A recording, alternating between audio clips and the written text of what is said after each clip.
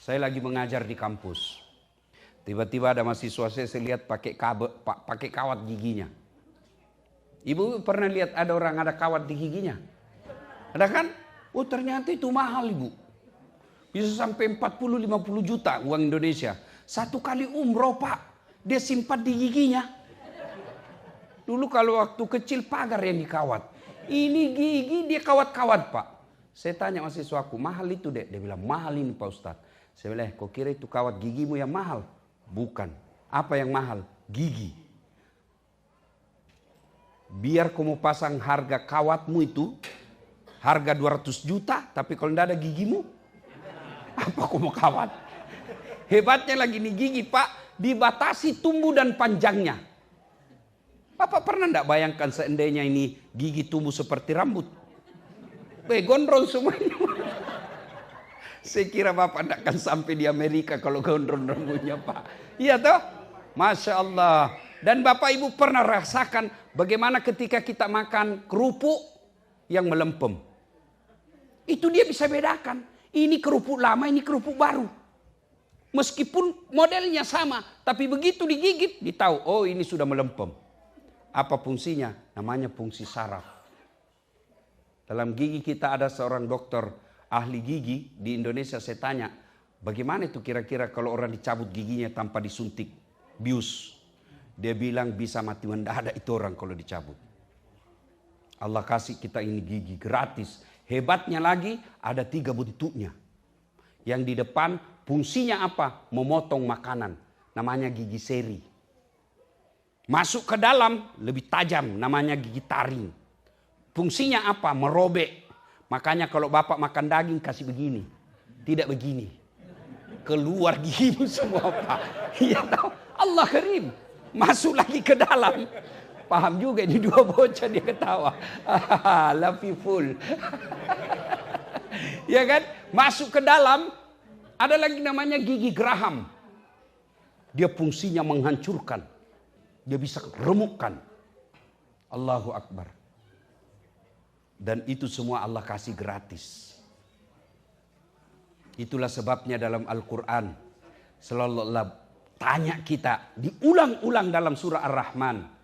Fabi ayyi ala'i rabbikuma tukatsiban. Bapak ibu pasti adik-adik ini terutama. Pasti pecinta bola. Ya kan pak? Selalu PSSI kalah. Kalau saya begadang kalah lagi. Aduh. Iya toh? Kenal kita Ronaldo, Lionel Messi. Itu gajinya kumpul seluruh masyarakat Indonesia yang kerja di sini. Masih lebih besar gajinya Ronaldo 1 bulan. Ya, ya kan? Tapi apa Ronaldo yang hebat? Bukan. Tapi karena Allah kasih lutut yang bisa bengkok. Mana bisa biar dia punya teknik, skill, kemampuan. Tapi lututnya tidak bisa bengkok. Mana bisa dia main bola begini?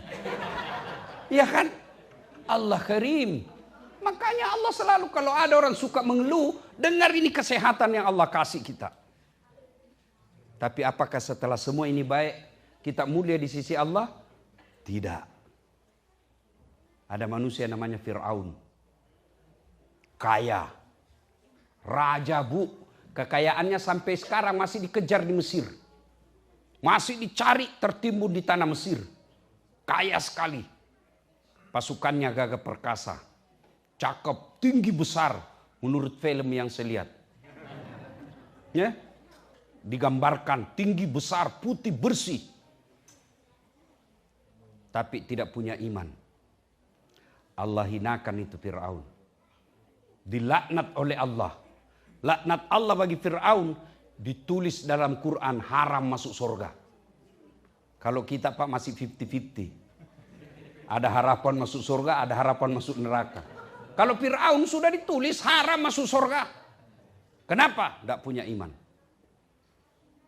Cukup sampai di situ laknat Allah? Tidak. Allah hina Fir'aun sampai detik ini tidak ada warga muslim di New York ini yang mau kasih nama anaknya Fir'aun. Bapak mau kasih nama anak Fir'aun? Nah, saya kasih ke Fir'aun. Elektabilitasnya paling tinggi ini. Populer, raja, bangsawan, mau.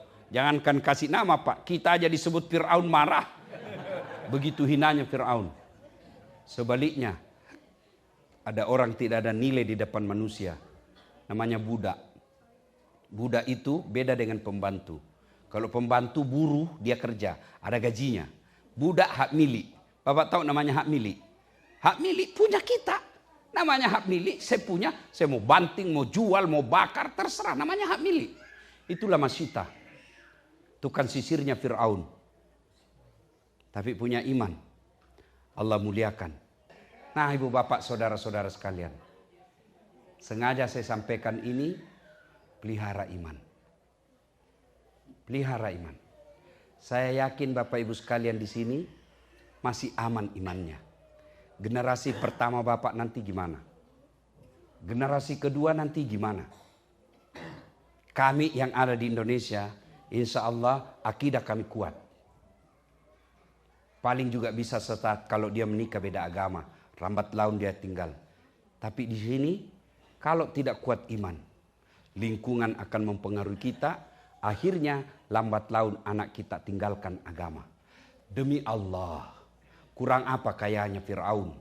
Kurang apa popularitasnya Fir'aun? Tapi karena tidak punya iman, tidak ada nilainya di hadapan Allah.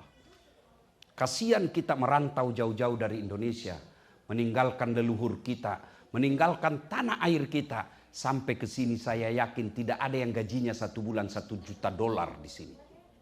Tak ada. Tidak ada yang gajinya sampai di sini 1 bulan $500.000. Tidak ada. Lalu kenapa akidah kita tidak jaga baik-baik? Mau kemana Pak? Mau kemana? Berapa umur Bapak sekarang? Ini turut. Muka sakaratul maut Pak. Mau kemana Pak? Mau kemana? Ayo. 75. Saya tidak yakin Bapak masih dikasih 25 tahun. 100 tahun mulai pikun kita Pak. Jimmy Carter meninggal hari ini kemarin. 100 tahun pas umurnya. Coba. Kerjaan saya di Makassar hampir tiap malam takziah. Samsi Ali pun tadi mengatakan beliau katakan begitu. Mumpun saya ingat, terima kasih Ibu Samsi Ali, Nyonya yang mempersembahkan coto versi New York. Nah, sudah viral di Makassar. Masya Allah. Saya di sini dikasih roti terus roti. Saya bilang ini perut bugis ini Pak. Kok kasih saya roti 1 baskom, nggak goyang perutku. Ketemu coto tadi, waduh 4 kali saya nambah. Allah karim. Pak, saya tidak main-main. Kita serius ini. Menjaga akidah kita. Mau kemana? Saya takziah hampir tiap malam di Makassar.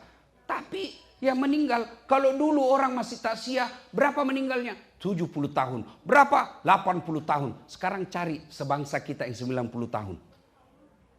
Paling tua 70, 80. Berapa umur kita sekarang? Apa yakin anak kita nanti masih punya akidah?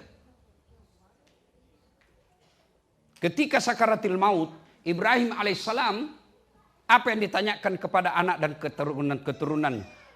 Ya bunayya, mata kuluna mata buduna min ba'di. Wahai anakku, kalau saya mati nanti, apa yang kamu sembah? Apa yang kamu sembah nanti kalau saya mati nak?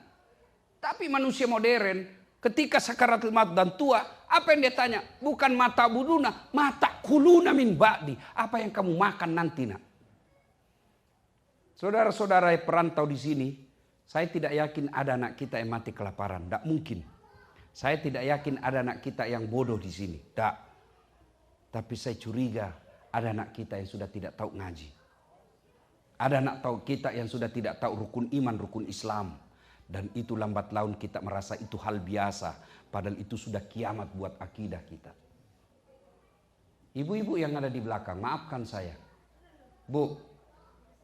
Oi Bu. Oi. Kalau ibu meninggal siapa yang doakan ibu? Suami. Kawin lagi Bu. Siapa? Bapak-bapak. Kalau bapak meninggal siapa yang doakan bapak? Hah? Temanmu, coba lihat itu di grup WhatsApp. Bapak semua punya grup WhatsApp kan? Coba kalau ada teman kita meninggal. Jangankan baca doa, ngetik doa saja enggak mau Pak. Apa dia kirim? Stiker. stiker Al-Fatihah. Enggak juga dia baca itu. Kenapa kau tahu? Karena saya juga begitu. Dan begitulah nasib kita nanti ketika wafat. Paling orang kenal kita, ya datang mengantar jenazah, ngantar ke kuburan. Sudah itu, jabatanmu diperebutkan orang. Hartamu diperebutkan menantu. Lalu siapa yang akan menolong kita? Amal. 3 amal kita yang akan menolong. 1 diantaranya, anak yang soleh dan soleha. Saya kemarin malam diceritakan Pak Toha dari bandara. Ada orang meninggal, sudah puluhan tahun di Indonesia, di sini tinggal. Kemudian ketika mau meninggal, dia berpesan agar dikuburkan dalam keadaan dikuburkan secara Islami. Ketika sakaratil maut di rumah sakit, menelponlah Ustadz Samsi Ali kepada keluarganya. Orang tuamu sakaratil maut, kau bisa datang? Apa jawabannya? Mohon maaf, saya tidak bisa datang. Saya lagi meeting. Sampai meninggal tidak datang. Dan itu pun saya pernah alami. Saya mau pergi ceramah, tiba-tiba ada ibu-ibu menangis. Ustadz, tolonglah datang dulu ke rumah Ustadz. Suami saya meninggal, saya tidak tahu mau apakan. Mana semua keluarga? Anak-anaknya ibu mana? Dia bilang, sibuk semua Ustadz. Saya datanglah ketika itu. Saya telepon panitia, saya minta tolong untuk sebentar ditunda acara, ada darurat. Saya datang sampai ke situ. Saya bilang, mana nomor teleponnya anaknya bu? Saya telepon anaknya yang pengusaha di Samarinda, Kalimantan Timur. Bang, Pak. Saya bilang, Daeng, meninggal ini.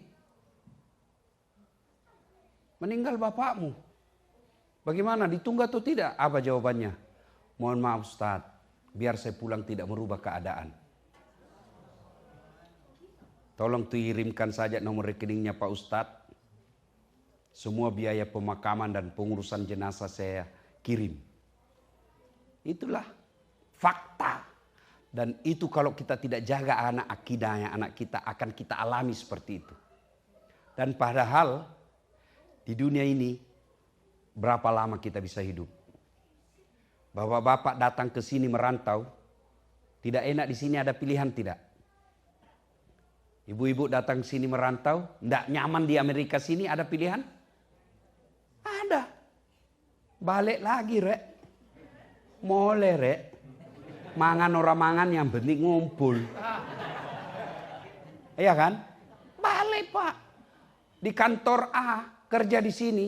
Bapak enggak senang di kantor itu. Ada pilihan? Ada. Pindah cari kantor lain. Ibu-ibu suami jelek, kasar. Ada pilihan? Ada. Pulangkan saja aku pada ibuku atau ayahku. Ada pilihan. Bapak-bapak istrimu jelek, kasar, suka ngomel, periksa HP aja kerjanya.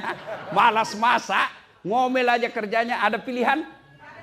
2 pilihannya pak. Ganti atau tambah lagi. Iya. Tapi kalau bapak masuk kubur ada pilihan tidak? Ada pilihan. Mau kemana pak? Balik lagi ke viral satu dunia. Tidak ada pilihan lagi ketika masuk di kubur. Tidak mungkin. Mau balik tidak mungkin. Hadapi itu. Dan di kubur bukan bapak menunggu 1000 tahun. Bayangkan kakek kita. Kakek kita yang dulu. Masih menunggu sampai sekarang. Dan pasti itu kita akan alami. Maka gunanya pengajian ini. Untuk memperbaiki kembali semangat keimanan kita. Kalau kita saja mampu tinggalkan tanah air untuk mencari nafkah sampai ke Amerika sini, kenapa justru untuk menuntut ilmu agama kita abaikan? Wa mal hayatud dunya illa mataul hurur. Dunia ini tipu daya saja. Dunia ini pasti berakhir. Jangan tergoda dengan dunia. Betapa banyak pelajaran dicontohkan oleh Allah melalui Quran. Orang-orang yang hina karena mengutamakan dunia. Tapi berapa banyak orang yang Allah muliakan tidak diabaikan dunia. Tapi dunia dia kejar seadanya saja. Lalu akidahnya kuat. Dia dikenang sampai sekarang. Ibu bapak saudara-saudara sekalian. Pertanyaannya bagi kita. Bagaimana memelihara iman? Bagaimana memelihara iman? 1. Ibu punya handphone? Punya handphone? Nah bapak-bapak punya handphone? Itu handphone kalau dipakai terus kenapa? Lowbat. Kalau lowbat diapain? Dicas. Kalau tidak dicas kenapa? Kalau mati masih bisa dipakai, Bu? Masih dipakai melempar. Masih bisa, Pak. Iya. Begitu juga dengan iman. Iman perlu dicas. Kalau tidak dicas, mati kita punya iman. Dakwah dengan iman itu handphone dengan cas. Coba lihat. Kita lihat gajinya orang ribuan dolar. Kita lihat rumahnya orang mewah. Kita lihat di TV kehidupan mewah. Mewah, dunia terus. Kapan dicas dengan iman? Perlu dicas. Maka casnya itu satu, dengar dakwah. Dengar dakwah. Mesti dengar ceramah. Caranya, mohon maaf Ibu ya, di rumah. Anak-anak kita perdengarkan dakwah.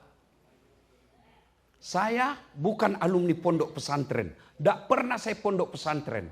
Dari mana saya belajar agama? Bapak saya waktu saya kecil, ada radio, selalu diputarkan ceramah-ceramah. Minimal kalau kalian dengar ceramah, ada pengetahuan agama di otak kita. Dengar dari mimbar masjid. Maka kalau bapak ibu senang dengar lagu, senang dengar nyanyian-nyanyian, mestinya senang juga dengar dakwah seperti senangnya kita dengar lagu. Di mana caranya? Naik mobil. Naik mobil, sudah dengar dakwah. Pengajian, ayat suci Al-Quran. Itu bagian dari ikhtiar, usaha memelihara iman. Karena kalau tidak, hilang iman kita, Pak. Dengar dakwah. Yang kedua, setelah dengar dakwah, yang paling lagi cara memelihara iman itu adalah berteman dengan orang-orang soleh. Coba kalau saya jalan sama Ustadz Samsi Ali. Paling saya tanya, Ustadz, di mana masjid bisa berjamaah di sini? Tidak mungkin saya bilang, Ustadz, di mana panti pijat yang bagus? Tidak mungkin kan. Paling saya tanya, di mana ada pengajian? Di mana ada masjid? Kalau orang berteman dengan orang-orang soleh, maka insya Allah tertular kesolehannya. Berteman dengan orang-orang soleh. Nabi mengilustrasikan, orang berteman dengan orang-orang soleh itu, mengilustrasikan, kalau kau bersahabat dengan penjual parfum, kalau kau tidak dapat parfumnya, kau dapat bau harumnya. Iya kan? Kalau kau berteman dengan pandai besi, kalau kau tidak dapat apinya, kau dapat bara panasnya. Maka ibu-ibu, hati-hati milih teman. Siapa teman ibu bergaul? Kalau teman ibu bergaul tukang gosip, lambat laun ibu akan tertular tukang gosip. Minimal membenarkan. Katanya oh iya. Masa? Itu minimal itu.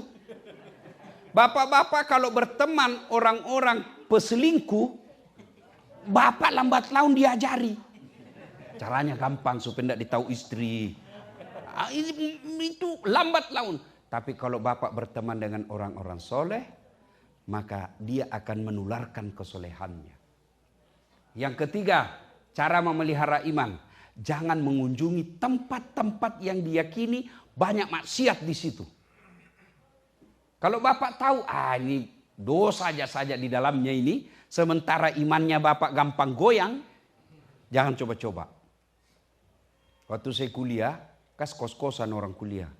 Saya tanya, teman selalu dia bawa cewek ke kos-kosannya.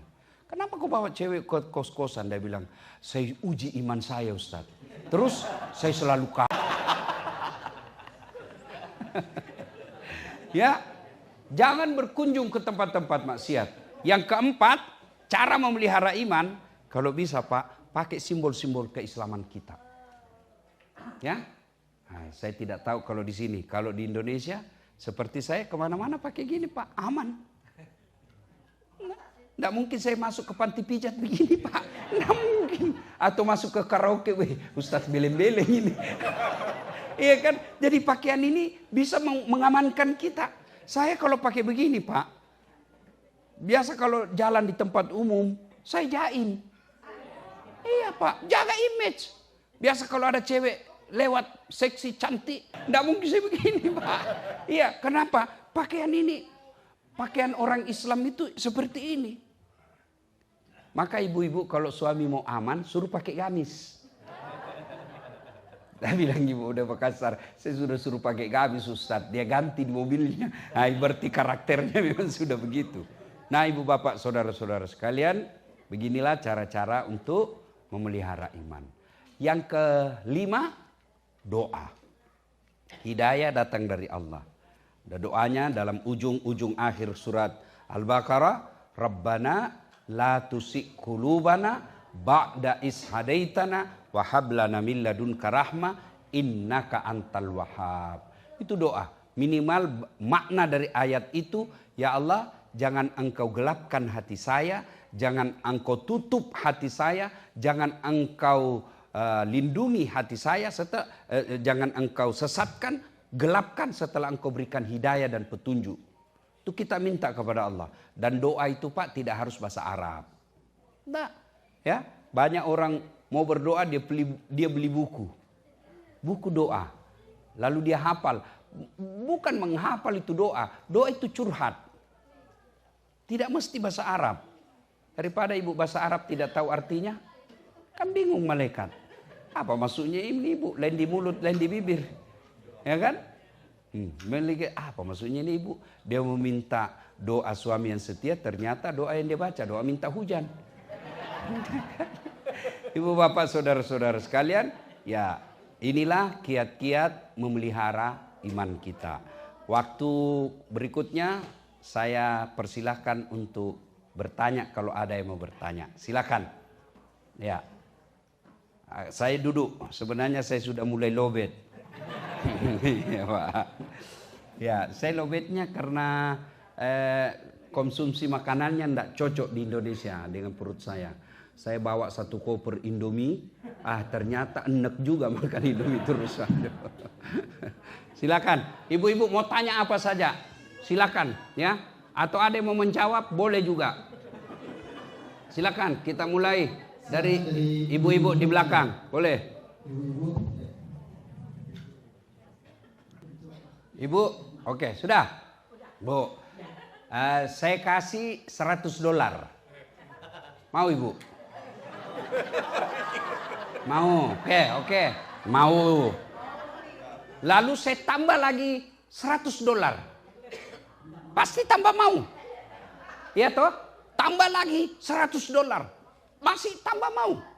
Artinya, kalau ibu cuma dengar, sudah dapat pahala. Mengajinya lagi, dia baca dengan tambah lagi pahala. Dia belajari lagi terjemahannya, dia baca, kemudian dia baca lagi tafsirnya, banyak lagi keutamaan. Makin sering dilakukan, makin banyak. Boleh dengar saja, boleh. Tapi jangan bilang saya tidak mau baca. Itu tidak mau bacanya itu yang tidak boleh. Tapi kalau dia bilang saya sibuk, tidak punya waktu lagi, tapi saya dengar saja. Alhamdulillah masih ada harapan.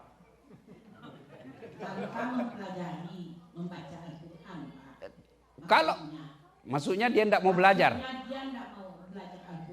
Tidak mau belajarnya itu tidak baik. Tapi mendengar murattalnya itu baik. Ya, masih lebih baik daripada tidak mau belajar, tidak mau mendengar pula. Tapi kalau mau yang lebih baik, mendengar dan belajar. Makanya saya bilang tadi, ibu mau $1, $10, $100, sudah itu saya tambah lagi, makin banyak amal, makin bagus. Dan bapak ibu harus tahu, orang masuk surga bukan karena tidak ada dosa. Coba, mana ini contoh, saya kasih contoh. Cuma tidak ada contoh di sini. Ya, tidak ada. Saya mau kasih contoh saja ya. Dek gagah. Ini ada rupanya. Ada. Oke. Ibu bapak saudara-saudara sekalian. Ya. Saya kasih contoh ya. Nah. Bapak ibu lihat ini. Lihat ini. Jawab dulu. Lobet betul. Lihat ini. Nah. Anggaplah ini dosa. Menipu istri. Alasan rapat-rapat ternyata pergi merapat. Ya kan? Anggaplah ini dosa menipu suami. Izin pergi pengajian 30 menit 2 jam gosip. 30 menit saja dengar dakwah, 30 menit gosip. Anggaplah ini gibah. Anggaplah ini makan barang-barang yang tidak halal. Ini di sini dosa. Nah, kira-kira kalau saya kasih di sini, Bapak Ibu masih lihat? Masih lihat?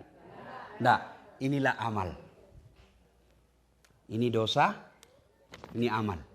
Itulah makna dari hadis, tutupi kesalahanmu dengan memperbanyak kebaikan, amal. Maka yang kita kejar berlomba-lomba dalam kebaikan. Pastabikul khairat. Maka yayasan saya itu tagline-nya, motonya pastabikul khairat. Berlomba-lomba dalam mengejar kebaikan. Ibu ngaji, pahala. Dengar dakwah, pahala lagi. Masak, pahala lagi. Masak sambil dengar dakwah, pahala lagi. Masak sambil dengar ceramah, pahala lagi. Makin banyak pahala, akhirnya dosa timbang, kurang. Bukan dikurangi, tapi beratnya amal lebih banyak daripada beratnya dosa. Itulah sebabnya ada 2 malaikat, Pak. Ada malaikat pencatat kebaikan sebelah kanan, ada malaikat pencatat keburukan sebelah kiri. Tidak boleh dikatakan, tidak usah kau sholat, tidak pakai jilbab. Tidak pakai jilbab beda, sholat juga beda. Itu makna ayat, wala talbisul haqqa bil batil. Allah tidak mencampurkan antara hak yang batil. Maka ketika ditimbang kebaikannya sebelah kanan, timbang keburukannya sebelah kiri, ternyata timbang punya timbang, lebih berat kebaikannya daripada dosanya, meskipun selisihnya 0,1%, dia masuk surga. Yang celaka, kita hobi dosa, kurang amal. Kalau tidak bisa memperbanyak amal, jangan tambah dosa. Begitu rumusnya. Kalau banyak dosa, mestinya lebih banyak lagi kebaikan kita. Yang jadi masalah, dosa banyak, pahala kebaikan kurang. Nah, bagaimana cara menambah-nambah pahala-pahala itu? Semua nilai-nilai kebaikan lillahi ta'ala itulah pahala. Bukan pahala itu hanya sholat. Kalau pahala hanya sholat, berapa kali bu sholat sehari? Paling 5 kali. Tambah sunnah-sunnahnya. Itu untung sekali sudah kalau ada rawatibnya. Sholat tengah malam. Iya toh? Kalau cuma puasa Ramadan, 1 kali 1 tahun. Itu pun juga kalau tidak terlalu dingin. Ya. Maka pahalanya ibu-ibu ngurus anak. Pahalanya ibu-ibu ngurus suami. Caranya apa? Masak air pagi, itu sudah pahala kalau niat untuk anak-anak kita. Ke pasar beli ikan, ke pasar beli sayur, pahala. Cuma ibu-ibu sekarang malas masak-masak. Semua GoFood. Kalau ibu cuma andalkan GoFood, maka ibu kurang pahalanya. Ya, bapak-bapak apa pahala kita? Alhamdulillah cari nafkah itu pahala. Ibu-ibu dari rumah ke sini itu pahala. Saya waktu di Phoenix beberapa hari yang lalu, ada ibu-ibu bilang, Ustadz, saya dari Texas, bawa mobil sendiri. Berapa jam ibu? Kurang lebih 12 jam. Hebat juga. Selama perjalanan itu, kalau orang pergi menuntut ilmu, itu fisabilillah, jihad. Jihad. Kalau dia wafat dalam perjalanan, sama nilainya mati syahid. Ibu datang ke sini, langkah kaki itu pahala. Kan ibu bukan mau show force. Bukan mau fashion show di sini. Iya toh? Cuma setan gosipin halang-halangi kita. Akhirnya apa? Datang ke sini masih gosip. Orang masuk dilihat-lihati dari ujung kepala sampai ujung rambut. Dia enggak gosip tapi mukanya sinis. Apa itu? Apa? Kenapa? Apa? Palsu. Ya, itu cara setan supaya pahala kita habis. Nah, makanya ibu, kalau pergi perjalanan begini itu kan pahala. Kaki kanan 1 pahala, kaki kiri gugur dosa kecilnya. Bayangkan, apalagi kalau ibu jalan begini. Berapa langkah pahala itu? Ustadz, bagaimana kalau naik mobil? Alhamdulillah 4 rodanya kali 4. Jadi pahala itu bukan sekedar puasa, bukan sekedar Itulah sebut ada namanya ibadah mahda yang khusus kepada Allah. Tapi ada juga pahala kita melalui muamalah.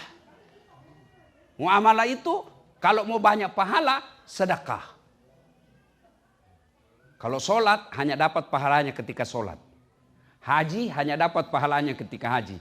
Tapi sedekah, bantu pesantrennya Ustadz Samsi, selama pesantren itu bekerja, melahirkan anak-anak penghafal, melahirkan pendakwah, meskipun ibu sudah wafat 1000 tahun yang lalu, tetap dapat pahala. Namanya amal jariah. Makanya jangan terlalu pelit. Kalau mau kasih masuk celengan, dia cari uangnya paling kecil. Begitu mau beli perhiasan paling besar. Ibu-ibu, kalau ibu meninggal, siapa yang pakai itu emas berlianmu? Bukan, istri kedua. Kawin lagi, Bu. Jelas ya? Jelas, Ibu? Mengaji baik. Baca lagi terjemahannya, tambah lagi pahalanya. Dia pelajari lagi tafsirnya, tambah lagi pahalanya. Tapi kalau mendengar saja, itu kebaikan juga. Yang penting jangan berkata, saya tidak mau mengaji. Hanya mau mendengar saja. Saya tidak mau belajar itu bacanya. Kata jangan dan tidak mau itu tidak baik. Tapi hobinya untuk dengar sudah bagus. Wallahu a'lam bishawab. Oke, Bu? Sama-sama. You understand? Thank you very much.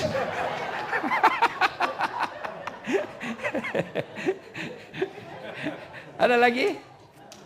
Ada lagi? Ya. Pak, dalam dakwah itu memang ada metode. Ya, ada metode yang fokus serius terus. Seperti Bapak Quraish Shihab. Tapi percaya anak-anak seperti ini, adik-adik saya ini yang begini, bakal ditinggal.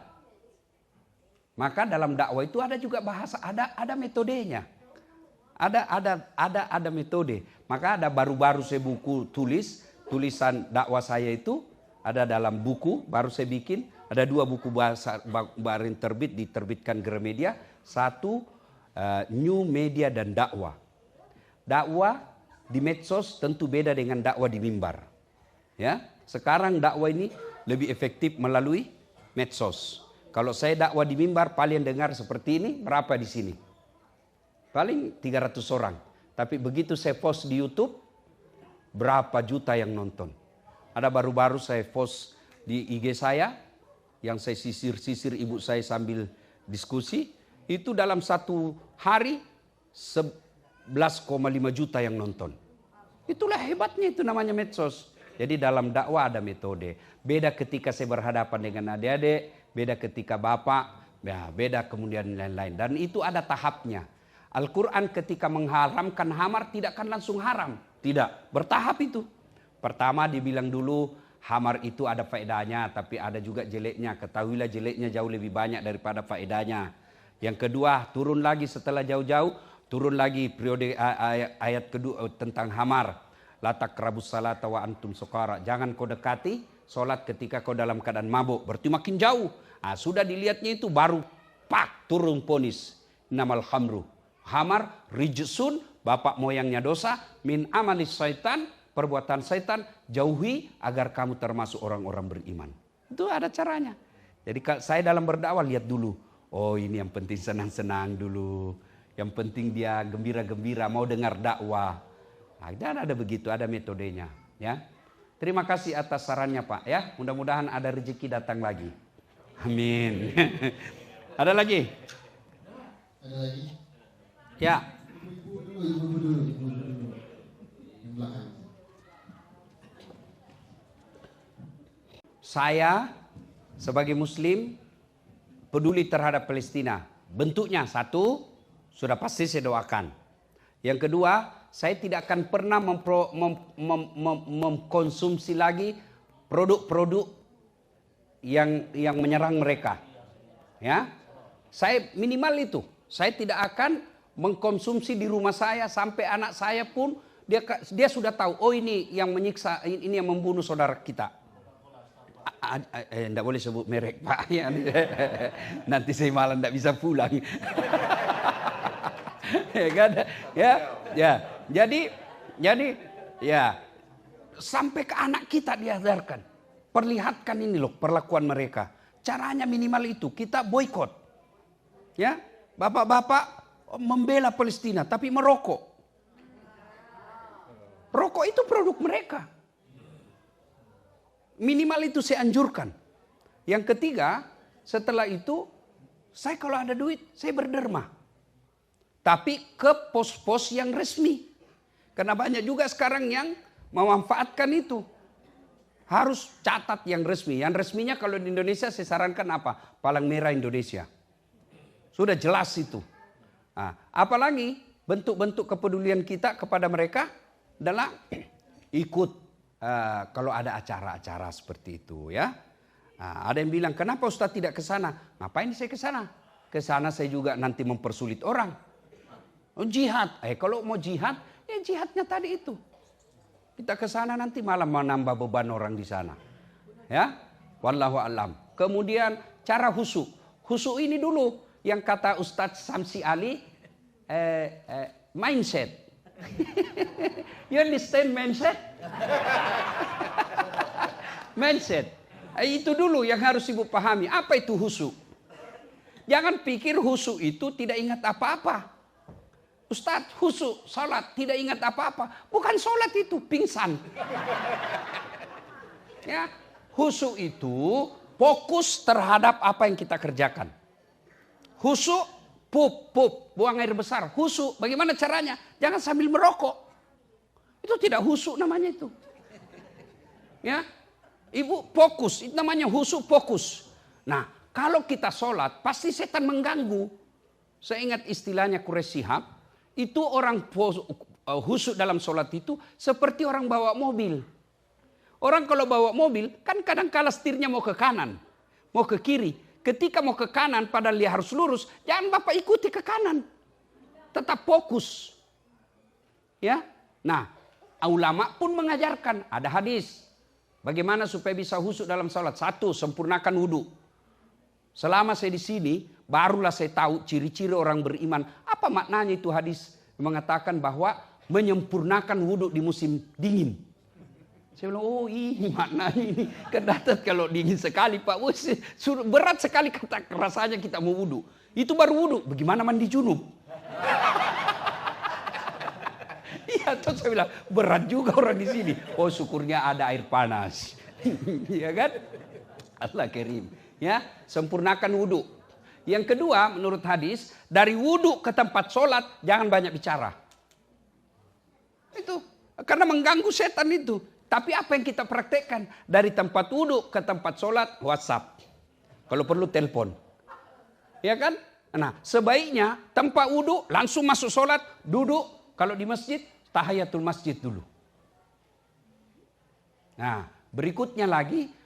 Pahami apa yang kita baca. Saya mulai tahuruhan, ini sudah puluhan tahun sholat Pak. Saya curiga masih ada yang tidak paham surah Al-Fatihah dan terjemahannya. Paling ada 2 orang mungkin. Ya kan? Tapi kalau saya tes. Itu minimal Al-Fatihah. Kalau tidak bisa 7 ayat itu, minimal kata iyyaka na'budu wa iyyaka nasta'in. Apa artinya Bu? Ya Allah, hanya kepadamu kami menyembah dan hanya kepadamu pula lah kami memohon bantuan dan pertolongan. Coba kalau ditacamkan baik-baik itu, tidak ada stres, tidak ada galau. Kenapa? Kepada Allah kami berserah diri. Cuma kan kadang-kadang kita baca Al-Fatihah terlalu cepat. Kayak makan pisang goreng panas. Allahu Akbar, Allahu Akbar. Itu. Ya, berikutnya kiat lagi supaya husuk dalam sholat ibu, apalagi seolah-olah sholat itu adalah sholat paling terakhir. Coba kalau ibu mau berpisah, perpisahan terakhir, itu rasa-rasanya tidak mau dilepas. Anggaplah setiap kita sholat, anggaplah ini sholatku yang paling terakhir. Nah, berikutnya lagi adalah ketika sholat jangan terlalu banyak gerakan. Banyak orang sholat tidak bisa faedah sholatnya. Kenapa terlalu banyak gerakannya? Gerakan tambahan. Allah.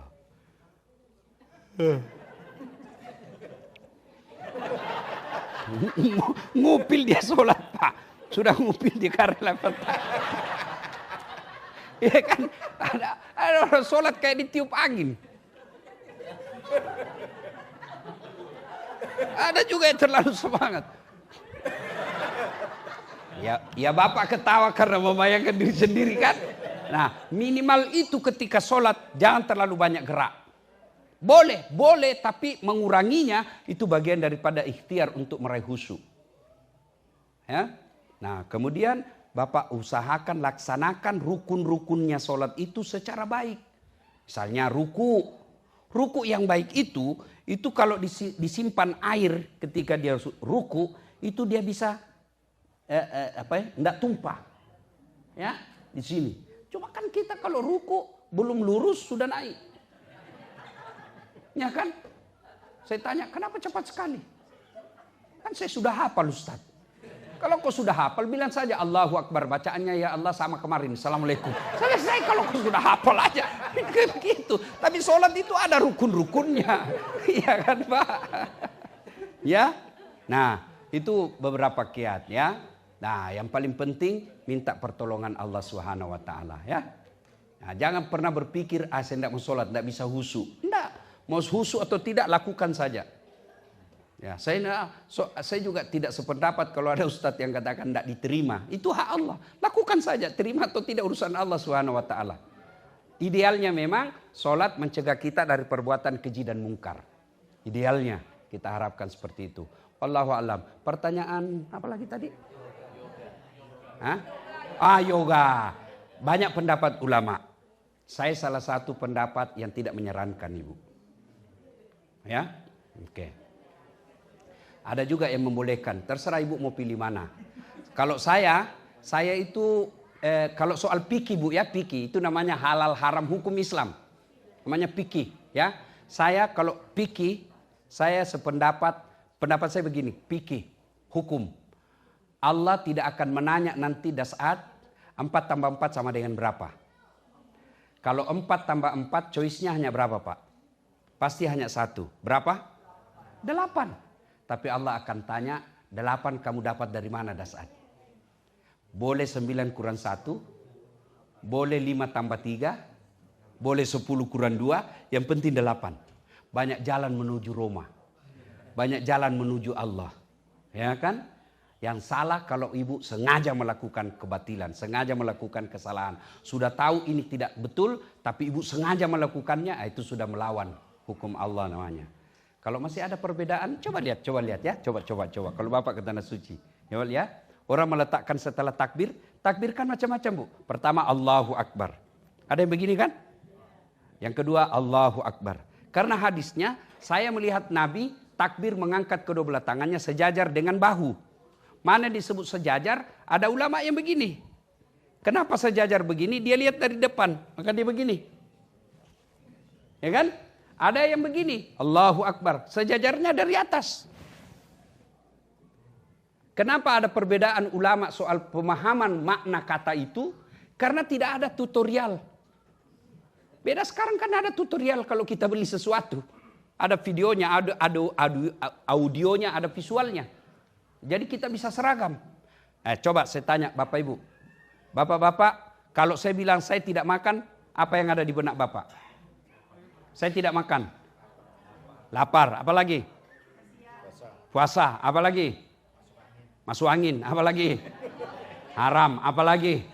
Alergi, apa lagi? Kenyang, apa lagi? Saya tidak suka. Itu baru satu kata loh Pak. Saya tidak makan, sudah berapa Bapak yang ada di benaknya? Begitu juga pemahaman ulama. Mereka tidak melihat gambar. Mereka tidak melihat foto. Mereka tidak mendengar audionya. Maka terjadilah tafsir para ulama. Maka ketika ada yang menafsirkan ini, hargai. Yang jelek kalau Bapak menyalahkan pendapat orang. Sudah takbir, macam-macam lagi itu peletakan tangan. Allahu Akbar. Nah, tangan pertama ada yang di atas dada. Ada Bapak lihat orang sholat begini kan? Ada. Ada lagi Allahu Akbar. Antara dada dengan pusat. Dia begini. Ya kan? Ada lagi pas di atas pusat. Allahu Akbar. Ada. Ada lagi di bawahnya pusat. Allahu Akbar. Ada. Ada lagi Allahu Akbar begini, ada. Begini, ada. Silakan. Bapak mau begini silakan. Jangan orang bapak begini, orang di sini begini, bapak kasih gini. Salah pasti bapak itu.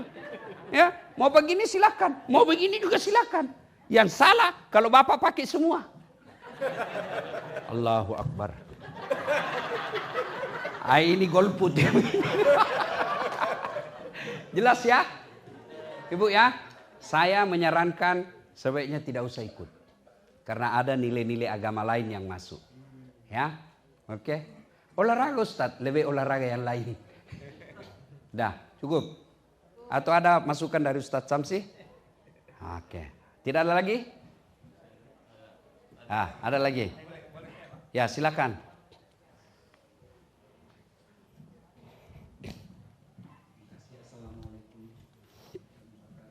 Waalaikumsalam. Ya, yang begitu Pak, 1 dari 1000. Ya pasti ada kesesatan juga. Di Indonesia ini itulah risiko demokrasi, kebebasan berpendapat. Itu demokrasi. Di Indonesia paling hebat Pak. Polisi paling hebat di dunia, polisi Indonesia. Dia bisa tangkap Jibril. Entah malaikat Jibril pernah ditangkap ada Pak. Ya kan itu baru-baru ada yang bisa komunikasi dengan Tuhan. Dia telepon Tuhan, bayangkan Pak. Dan ada juga pengikutnya. Ada pengikutnya, itulah hebatnya. Itu resiko dari kebebasan berpendapat Pak. Tapi ya sekali lagi Allah memberikan kita sensor namanya nurani. Bapak alhamdulillah lihat begitu gelisah. Nah, itu berarti Bapak masih punya sensor hati nurani, barang salah ini. Nah soal kemana kita berguru ya sebaiknya lihat dulu ya. Mazhabnya apa ini Ustadz ya, kita lihat. Kalau sudah kita lihat tanya ke Ustadz yang lain. Saya punya kesimpulan soal Bapak itu, agamamu adalah siapa gurumu. Nah itulah pentingnya juga negara membuat regulasi. Seperti Malaysia kok tidak ada begitu, jarang kita dengar. Kenapa? Karena negara hadir untuk membatasi kebebasan. Di Malaysia itu konstitusinya ditulis Pak. Malaysia adalah negara Islam yang bermazhab Syafi'i. Itu ditulis.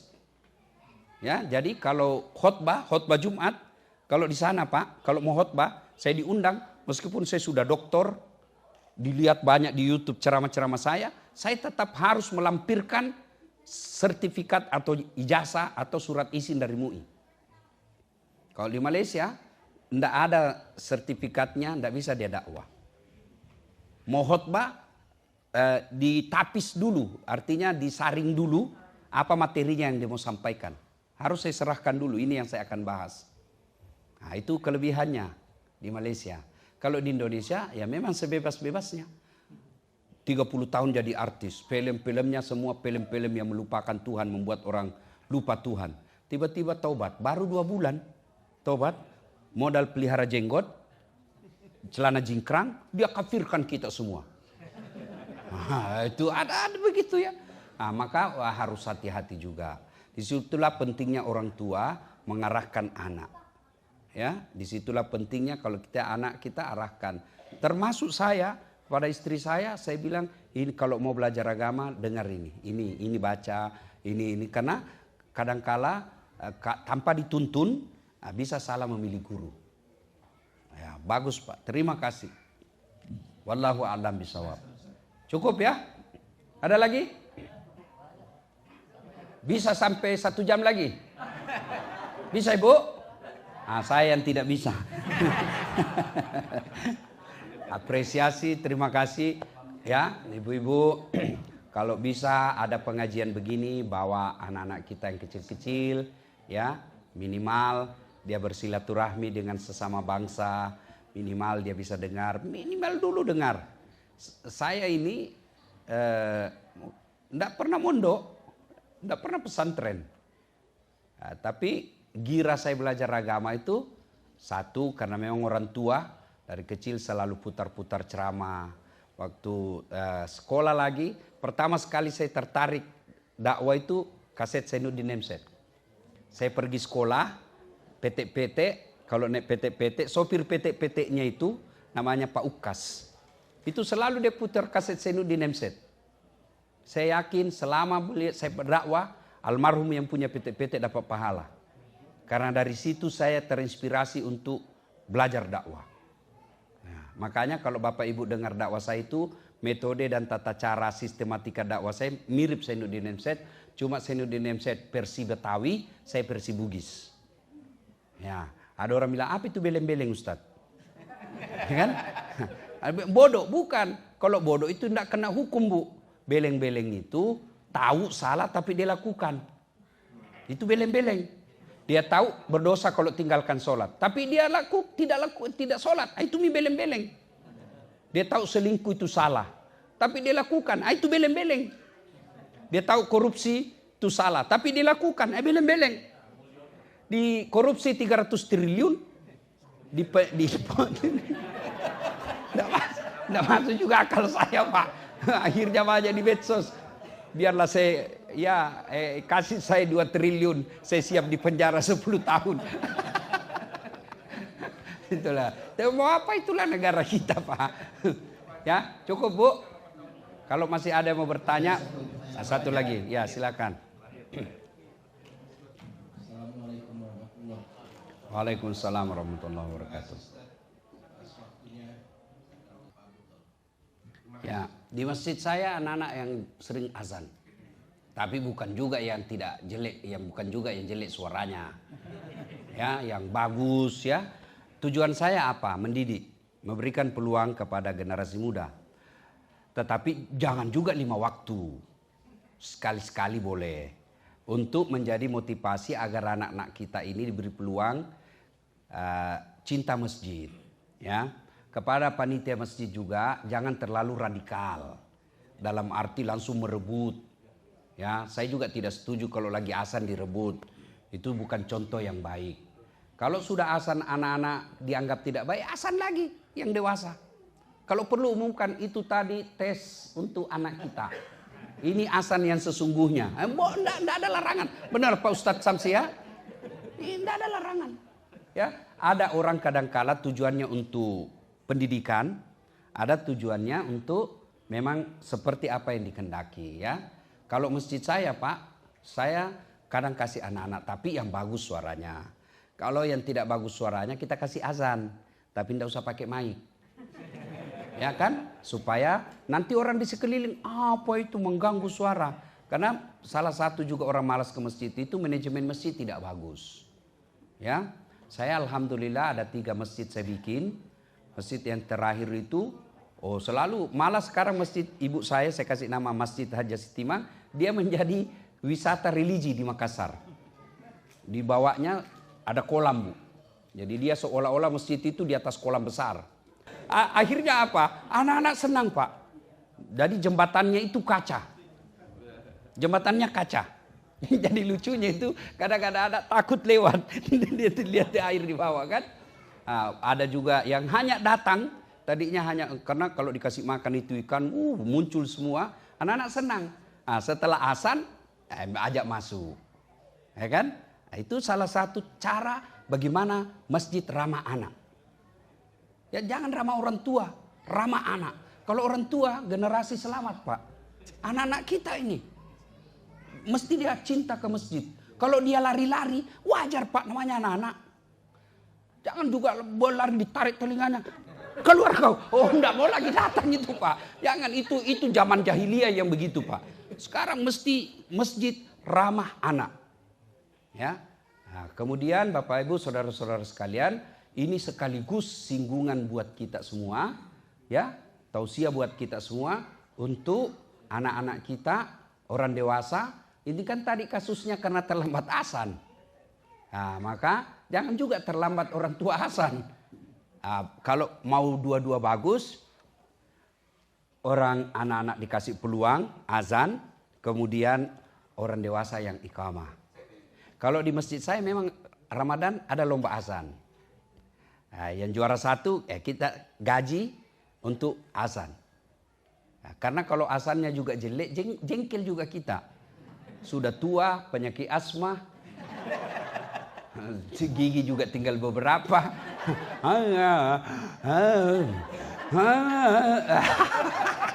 Jengkel orang, itu lagi yang ngasal dia lagi. Tidak boleh disalahkan. Kalau anak muda marah, kenapa bukan kau yang ngasal? Ya kan? Nah, manajemen masjid. Gimana anak-anak mau ke masjid, Pak? Yang ceramah sudah panjang tidak jelas. Dari salam pertama sampai terakhir neraka terus dicerita. Kau akan dibakar, ditusuk pantatmu, keluar. Ceritakan anak-anak begini. Pasti dia bilang, tidak usah lagi ku ceramah. Dia bikin takut-takut. Ya kan? Dapat lagi imam, Allah karim, terlalu panjang, Pak. Kita mau ikut, tidak dihafal, kita mau ruku. Belum selesai, terpaksa kita nonton semua di sini, Pak. Dibaca semua di pinggir jadi, Pak. Sudah dibaca, belum juga selesai, Pak. Bajunya lagi orang dibaca. Belum selesai juga, Pak. Wah, jengkel kita. Panjang betul itu, Pak Imam. Ya, itulah sebabnya Nabi katakan, kalau kau jadi imam, 2 tuh syaratnya. 1, ringkaskan. Itu Nabi yang bilang, bukan saya. Ringkaskan. 2, baca yang umumnya orang hafal. Tujuannya apa? 1, kalau orang hafal, imam hilaf, dia bisa luruskan. Saya termasuk sering cemas, Pak. Kalau yang dibaca imam, saya tidak hafal. Kenapa? Karena kalau salah, pasti saya yang diharap orang luruskan. Nah, saya juga tidak hafal, Pak. Iya kan? Waduh, saya cemas sekalinya. Dan itu sering terjadi. Nah, yang kedua tujuannya apa? Supaya orang khusyuk. Coba kalau imam baca Wadduha, anak-anak ikut. Qul huwallah, anak-anak ikut. Kenapa? Dia hafal. Coba kalau dia baca yang panjang-panjang. Dia baca Al-Anfal ayat 5 sampai 70. Bingung kita, Pak. Dia khusyuk dengan bacanya, kita khusyuk dengan hayalan. Ya kan? Masya Allah ya. Nah, itu perlu memang pengelolaan masjid ya. Dan alhamdulillah ya, selama saya jadi pendakwah, baru saya di New York ini pemimpin masjidnya presiden. Presiden Al-Hikmah. Kalau Bapak kalau duduk dengan Prabowo sama-sama presiden, Pak. Luar biasa, Allah karim. Kalah jabatannya Ustadz Samsi Ali. Allah karim ya. Saya doakan mudah-mudahan orang-orang yang berpartisipasi membesarkan masjid ini, Allah kuatkan imannya ya. Jadikan anaknya soleh dan soleha. Bapak Ibu, kita punya pesantren ya, pesantrennya Ustadz Samsi Ali. Itu jangan Bapak sampai lupa berderma, bersedekah. Jangan lupa, Pak. Ya, banyak orang banyak duitnya tapi tidak ada untuk dinikmati di kubur. Ya, ibu bapak mesti selalu berpikir, kalau rumahku spring bed, kamarku pakai AC, mesti kuburku juga nanti spring bed pakai AC. Jangan terlalu pelit, Bu. Jangan terlalu pelit, Pak. Tidak ada orang bangkrut gara-gara sedekah. Ya, bahkan sedekah itu tolak bala. Ya, kalau bapak ibu sudah sepantasnya sedekah tapi tidak mau keluarkan, maka Allah paksa keluar duitnya. Caranya apa? Anaknya tiba-tiba LGBT. Anaknya tiba-tiba narkoba. Anaknya tiba-tiba itu tidak dengar nasihat. Cara Allah paksa duit kita keluar sia-sia. Maka salah satu cara ibu kalau mau suaminya setia, hendak ke lain hati, tolak bala dengan sedekah. Jangan ketawa, saya serius ini, Bu. Caranya ibu sholat hajat dulu 2 rakaat. Ya Allah, sudah salat hajat namanya, Bu. Tidak tahu niatnya Ustaz. Masa ibu tidak tahu? Sholli sunnatal hajat, rakataini lillahi ta'ala. Tidak tahu itu bahasa Indonesia. Saya niat sholat hajat 2 rakaat, sunnah hukumnya bagi saya lillahi ta'ala. Allahu Akbar. Itu pun susah ibu hafal. Berdiri tegak saja baru bilang dalam hati, Tuhan sholat hajat ya. Allahu Akbar. Boleh, Pak. Betul boleh. Tanya Ustadz Samsi kalau tidak percaya. Coba jangan begitu terus. Sambil belajar kan. 2 rakaat berikutnya ulang lagi. Tuhan masih seperti yang tadi. Allahu Akbar. Daripada ibu tunggu usalli ndak hafal, ibu ndak sholat. Usalli itu hanya ulama Melayu yang ngajarkan. Malaysia, Brunei, Indonesia. Coba ibu bapak ke tanah suci. Lihat itu orang Arab kalau masuk masjid. Coba lihat itu. Jalan, berdiri, langsung takbir. Allahu Akbar. Kalau kita kan loading dulu.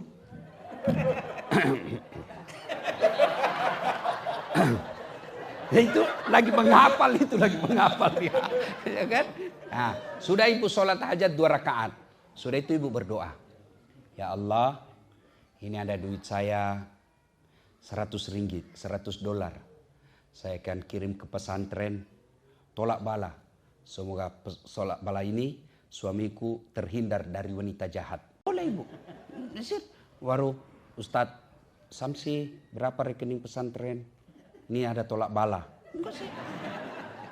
Yang jadi masalah kalau suaminya juga berdoa. Ya Allah, capek sudah lihat istri saya, ya Allah. Ngomel aja kerjanya, ya Allah. Ya Allah, ini ada duit saya, ya Allah, 100 dolar. Tolak bala, ya Allah. Bingunglah malaikat. Bu ya, sedekah ya. Apalagi usia-usia senja, mesti banyak bersedekah. Bagaimana supaya bisa bersedekah dengan baik? Jangan selalu berpikir saya memberi. Ini Pak, tips sedekah. Jangan Bapak pikir saya memberi, tapi pikir saya menyimpan. Bapak senang enggak kalau banyak saldonya? Nah itu saldo itu. Sedekah itu saldo. Makin banyak saldonya makin kita senang. Maka saya titip di pesantrennya Ustadz Samsi. Mudah-mudahan saya akan nikmati nanti di akhirat, di kubur. Nah itu caranya. Ini yang kita tinggal di dunia Pak. Pasti ditinggal. Pasti. Begitu ibu bapak meninggal. Ada yang dibawa mobil. Tidak mentang-mentang dia pakar teknologi. Titip dulu iPhone 16 di dalam kuburnya. Tidak. Coba kalau kita meninggal. Kain sama. Mulai paling kaya sampai paling miskin. Kainnya sama. Bukan kain sutra. Kain apa? Kain kafan. Tidak ada kantongnya. Beda orang Nasrani pakai dasi. Pakai jas. Kalau kita enggak. Itu menunjukkan. Coba lagi saya kasih lihat. Ya. Ada duit misalnya ya. Nah, biasanya ada duit saya di kantong. Oh tidak ada. Oh enggak ada. Biasanya ada. Biasanya. Nah, anggaplah ini 100 dolar. Anggap. Ya. Boleh enggak? Saya dikasih begini. Nah, tapi ketika saya sholat, tidak boleh saya begini. Allahu Akbar. Tidak mungkin mentang-mentang ada duit 100 dolar. Allahu Akbar. Tidak. Kalau ada duit saya pegang. Allahu Akbar. Saya harus buka. Buang ini. Kenapa? Kamu ketemu dengan Allah. Kau akan tinggalkan semua ini. Maka kalau kita cari nafkah di sini jauh-jauh. Jangan sampai ada yang kita tidak bawa untuk akhirat kita. Ya. Caranya sedekah. Allah tidak lihat berapa banyak, yang Allah senang adalah rutinitasnya.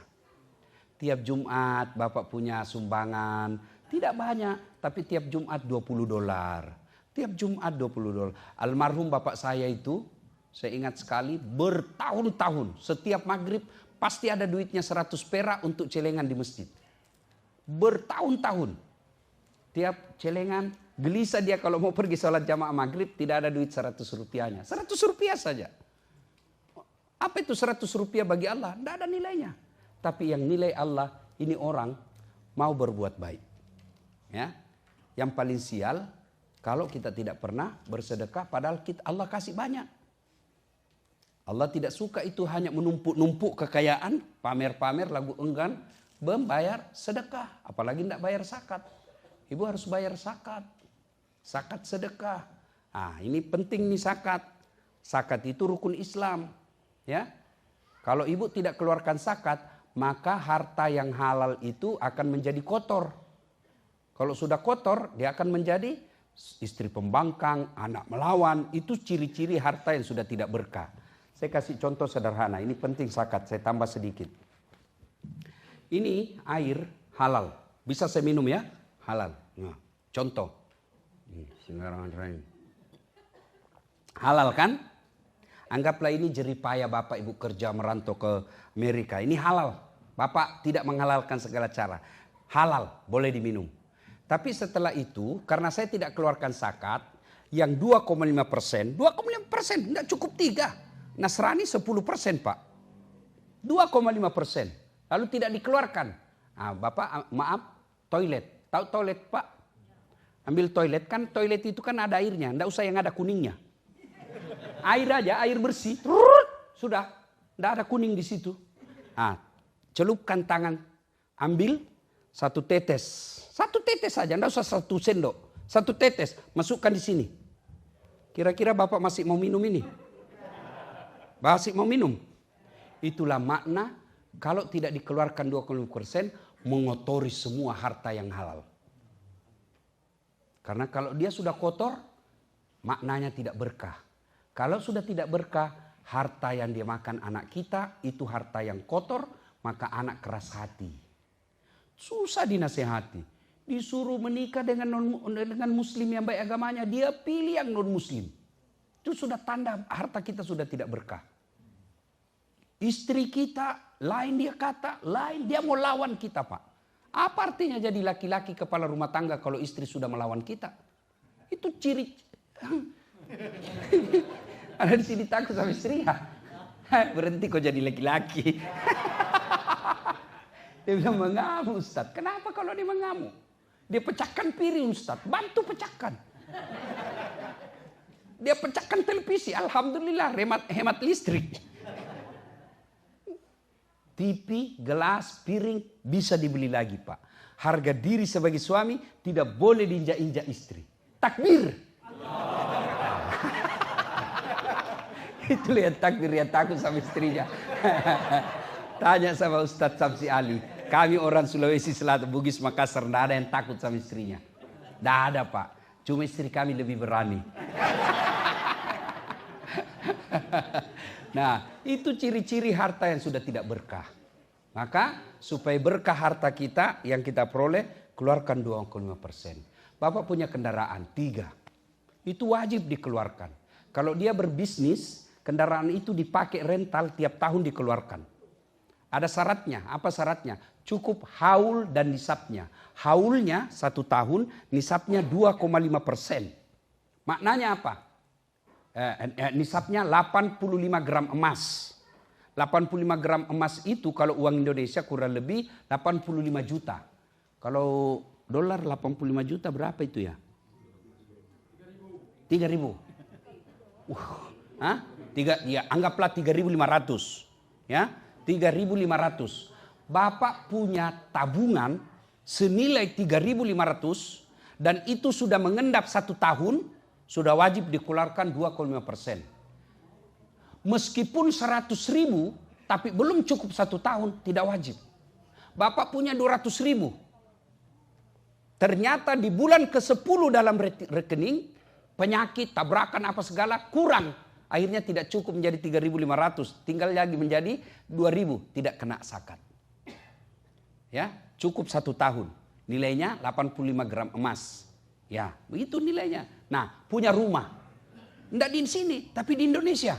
Punya tanah, punya rumah, punya mobil, punya kebun. Hitung semuanya, berapa totalnya, keluarkan 2,5%. Kalau dia hanya digunakan pribadi, rumah itu tidak dikontrak, mobil itu tidak, harta yang tidak berproduksi namanya, tidak berproduksi, maka sekali saja seumur harta itu. Tapi kalau dia berproduksi, emas misalnya ibu punya emas, tiap hari, tiap tahun masuk pegadaian. Ini kan jadi modal kerja. Itu tiap tahun dipajaki. Tapi kalau cuma dipakai saja, tapi tidak mungkinlah bapak ibu pakai 1 kilo di dalam tubuh. Tidak mungkin kan? Tapi disimpan di pegadaian kemudian jadi modal kerja, tiap tahun dikeluarkan zakatnya. Ya, wallahu a'lam bishawab. Bu, ya? Cukup? Cukup. Alhamdulillah. Terima kasih. Mudah-mudahan kehadiran kita ada manfaat. Ya. Masjid ini kita harus hidupkan terus. Anak-anak kita bawa ke sini untuk dengar dakwah. Kalau tidak mau dengar dakwah, main di sini. Kalau dia main di masjid, minimal dia tahu bahwa dia orang Islam. Ya, terima kasih guru saya Ustadz Samsi Ali, nyonya istri beliau yang menyediakan makan malam sepuasnya tadi. Ada songkolo, orang Bugis bilang mau songkolo, ketan. Ada coto versi New York. Ada juga makanan macam-macam tadi. Ada basang. Basang itu ternyata makanan Spanyol di sini. Ya, apa itu? Jagung yang dikasih gula. Orang Makassar bilang basang. Terima kasih, kita makan puas sepuas-puasnya tadi. Mudah-mudahan jadi pahala buat tuan rumah. Lebih dan kurangnya mohon dimaafkan. Mohon maaf kalau ada kata yang tidak berkenan, tidak enak didengar. Maafkan saya. Ambillah yang ibu anggap manfaat. Kalau tidak ada manfaat, jangan dihina, jangan disakiti. Cukup dibuang saja. Terima kasih kepada seluruh takmir, pengurus, Pak Yaya menjemput dan ikut mencemaskan saya waktu di bandara. Saya lihat tinggal 20 menit, antrian masih panjang. Saya bilang pasti saya ketinggalan. Dengan izin Allah naik juga, alhamdulillah. Semuanya terima kasih ibu-ibu. Lebih dan kurangnya mohon dimaafkan. Usikum wa nafsi bitaqwallah fastabiqul khairat. Assalamualaikum warahmatullahi wabarakatuh.